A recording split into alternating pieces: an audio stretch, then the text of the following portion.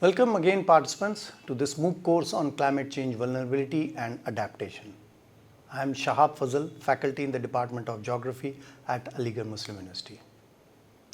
In our previous discussion, I explained the phenomena of climate change, carbon credits, carbon trading and their complexities, where I bring in the term climate justice also, which highlights the conflict between global north and global south nations, views as well as their approach to this enormous challenge of climate change. In this discussion, I would highlight another important perspective on climate change, that is climate finance. We talked about carbon credit, carbon trade, and now we will discuss climate finance. Generally, we say that money can't buy happiness, but it is not always true. In some cases, money can buy happiness. Why? Because when we talk about carbon trade and carbon credits, carbon footprints, sustainability, ultimately it comes down to money, and in this context, the climate change definitely means that money can buy some relief to the humanity over the earth's surface. How? Here we discuss another dimension of climate change, that is climate finance. We talked about the things that can be done, the measures which can be achieved, practiced in order to slow down the emission level and to adapt to climate change, whether it's by countries or companies or organization or by the act of individual, what you and I do over the earth's surface. Everything is related with the economic activity and finances. Now today I want to talk about the crucial and critical topic of climate finance. So in this regard, what is climate finance? Climate finance refers to the funding and support that developed countries provide or are required to provide to help or bail out the developing nations, the less developed countries, who want to develop themselves with their available resources. That is what the climate finance. It is the support by the global north, the developed countries, who have gained their prosperity by higher emission levels in the past. Now they have to repay it.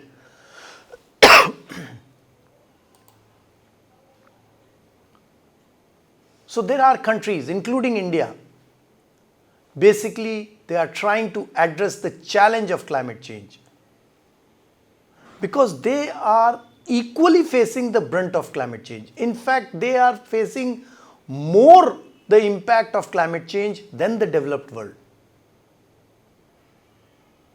So climate finance aims to help global south countries to bear that huge cost of transitioning to cleaner, sustainable and climate resilient technology. For example, buying carbon capture technology. The carbon capture technology is to absorb all the excessive emissions and store them away from the atmosphere. That technology comes with some price tag. From where this money will come? It should come by through climate finance from global north towards global south. Why? Because this technology is expensive. And the global south countries and nations, they are technologically poorer, shorter. They are economically weaker, global south countries, developing countries. And they do not have access to much of the resources. Needless to say that they have poor technology or short of technology. and they do not have the purchasing power, the money to buy this technology. So they require support. And in that context, climate finance is an important and critical issue in our effort to mitigate the climate change. So now, from a global south perspective, I would say the Indian perspective, the climate finance is vital for achieving less carbon emissions. The measures which can bring less carbon emission. But at the same time, these global south countries, including India, they also require accelerated economic growth. There is some kind of dichotomy between my statement. Less carbon emission, but high accelerated economic growth. They are contradicting each other. But that contradiction can be overcome by the better technology. So the economic growth with technology would result into lesser carbon emissions. This is what the Indian and global south perspective. And for that matter, climate finance is important, vital. Less emission and economic growth, they are contradictory. And to overcome this contradiction, climate finance is required, especially from rich nations, the global north countries, the developed world. Countries like India argue that they have contributed relatively less to the historical greenhouse gas emissions. We all saw that after the industrial revolution, the emission levels have increased. But the global south contribution to the industrial revolution was very meager. So, this historical greenhouse gases emissions, which actually is the reason for prosperity among the developed world, but also surely resulted in modern day global warming. So that there are disproportionate burden of climate change impacts among global south and global north countries. The climate finance acknowledges this historical injustice and aims to redress the balance. Funds from global north to global south. The prosperity which has been achieved by global north by higher emission in the initial part of development, economic development over the earth's surface, now they should share it with less developed societies, the global south. So developed countries achieved their prosperity being greater, larger emitters of greenhouse gas emissions. So they are expected to provide financial support to developing nations. But this in some way actually happening like an ecological debt. It's not the financial support, but it is resulting to these poor global south countries into the debt, the financial support or the financial debt to these countries.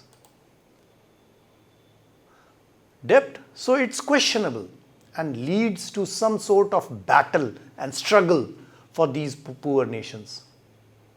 And this is the main reason for disagreements which often arises on the scale and delivery of climate finance. So developing country argues that the commitment that were made by developed countries actually fall short of what is needed considering the enormity of the climate change.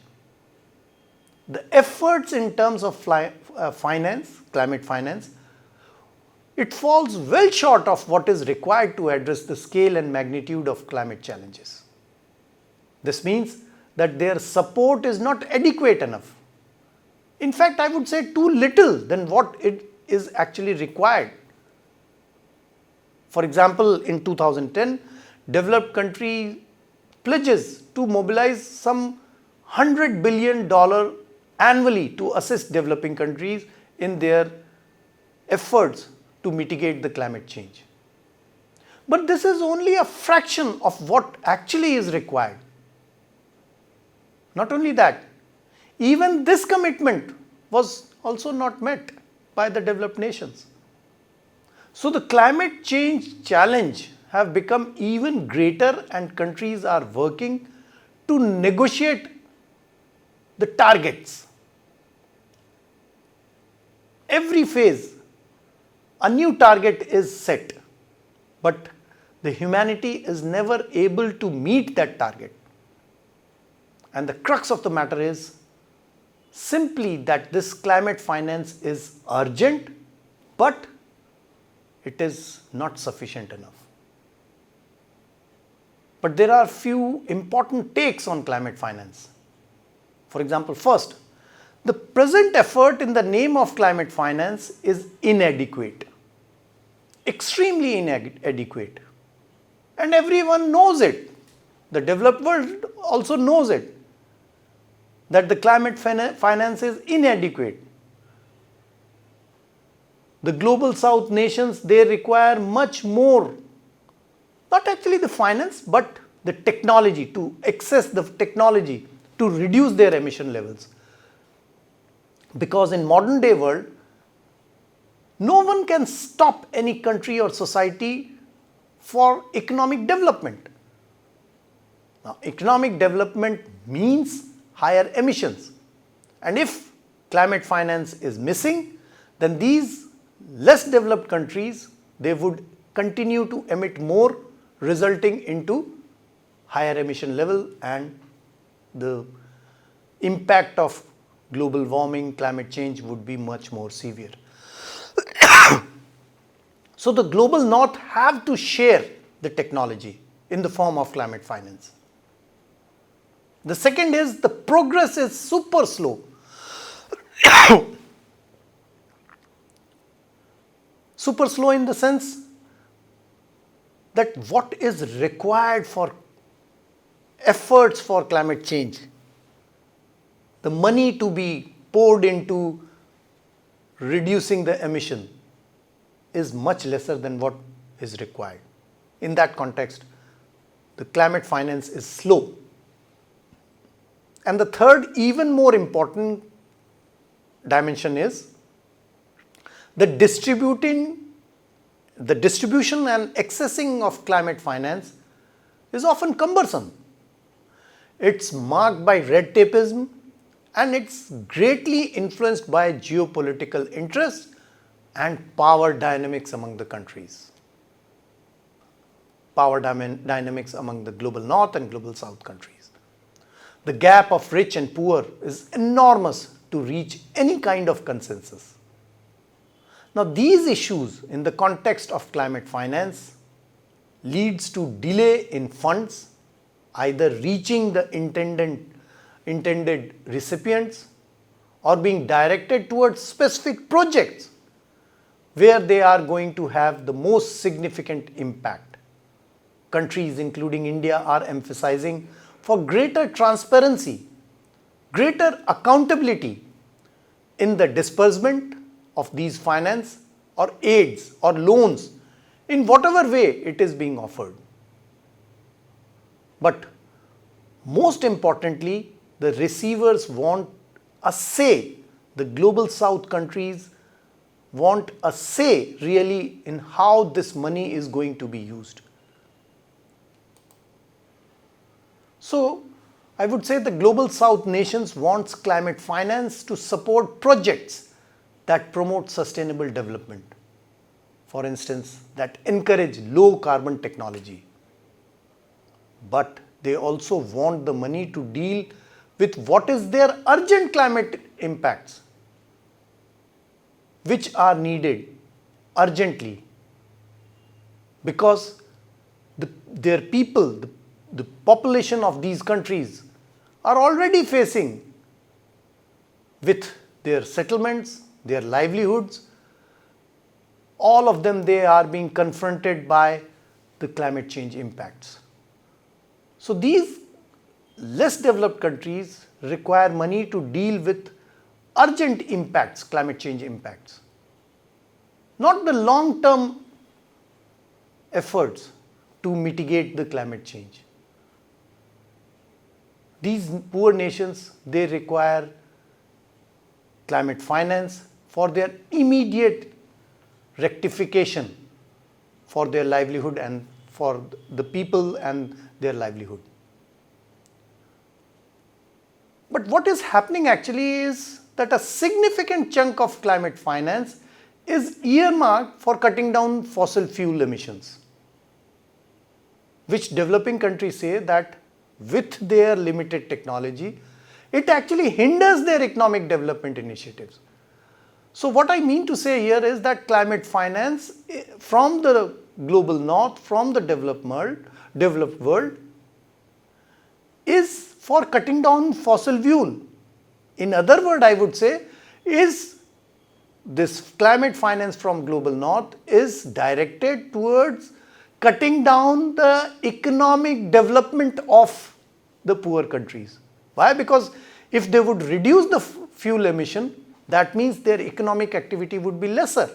Their economic growth progress would be lesser, because there is direct relationship between economic activities and emission level, where the technology can play an important role. So this climate finance, as I have said earlier, that it should be directed toward low carbon technologies that has to be passed on to the less developed society from the rich and developed society.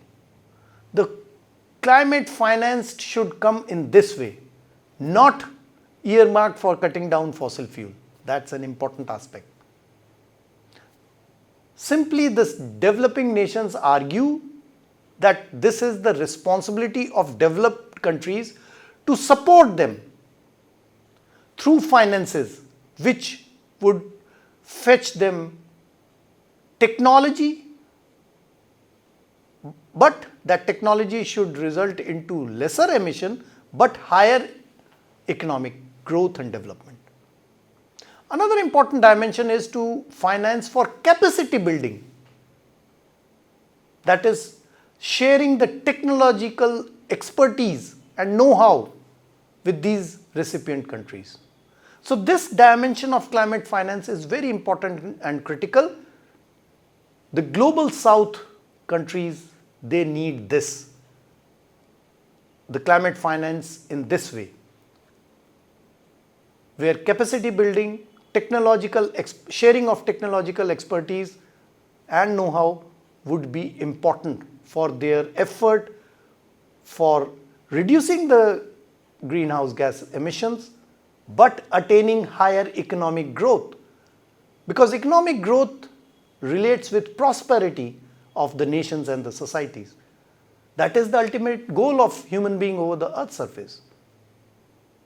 So I mean here, emission control is possible through technology sharing. And when I say that, it means that many developing nations actually lack the necessary expertise and institutional frameworks to effectively utilize the climate finance, which they are getting from global north or from developed world. So technology sharing and capacity building, they both go hand in hand, and it is an important and integral part of climate finance. This is a very important aspect, feature of climate change mitigation, where the climate finance should come in such a way that the poor nations would be strengthened their economic growth with capacity building and the technological sharing from global north by climate finance. So remember, just getting money is not enough. The technical assistance and knowledge transfer is extremely crucial and critical for ensuring the efficient implementation of climate change mitigation. Another aspect to it is that if the climate related loans are not carefully managed, they could add to the burden of existing national debts, which we are observing in many of the less developed societies. We have witnessed this in Sri Lanka very recently. Many of the African countries, they are under huge debts, which actually has come through climate finance. But neither they have achieved economic growth, nor they could achieve lesser emission level. Reason being that the technology has not been transferred. And these countries and nations, because of their poor economic growth, economic development, unable to pay back the finances which they have received from developed world, resulting into being in greater debt of the loans which they are receiving in the name of climate finance. Actually, it is also hindering the country's economic growth.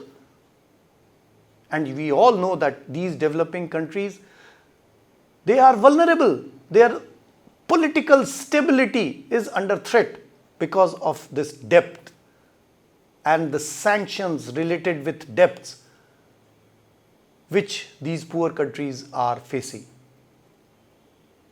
It's a big crisis among many of the poor countries where this finances, the loans which they are getting in the name of climate finance, they are unable to utilize it effectively.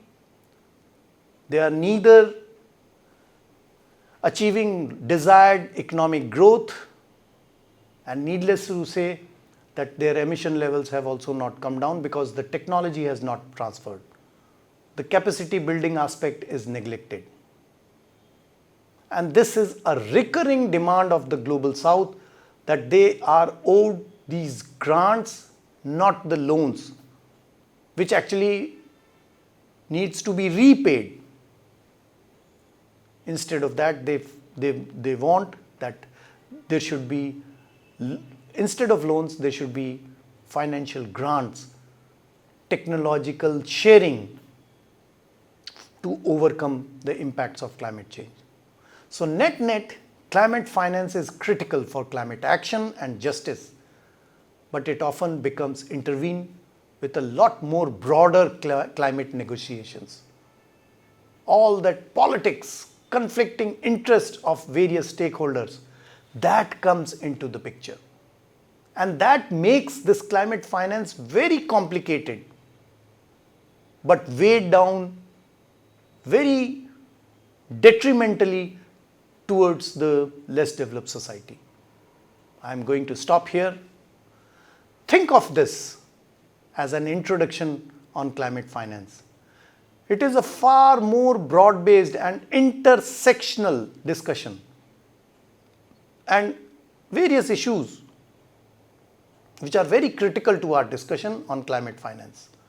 I stop here and you think and revise and give your perspective on the divide between global north and global south and the phenomena of climate change, also the reasons and consequences. Thanks for joining. Happy learning.